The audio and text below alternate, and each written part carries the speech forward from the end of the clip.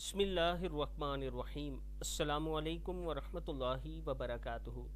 जुमे के बाद कुरान की ये सूरतें पढ़ कर देखें। रसूलुल्लाह सल्लल्लाहु अलैहि व आलिहि वसल्लम ने इरशाद फरमाया, जो बाद नमाज जुमा 7 बार कुल हुवल्लाहु अहद यानी सूरह इखलास, कुल हुवल्लाहु अहद जो सूरत है, कुल अऊज़ु बिरब्बिल फलक, सूरह फलक जो है यानी आखिरी 3 कुल जो हैं, कुल अऊज़ु बिरब्बिन नास, ये तीनों सूरतें सूरह इखलास, सूरह फलक, सूरह नास पढ़ेगा। अल्लाह पाक इसके एवज़ इसे दूसरे जुमे तक बुराई से बचाएगा।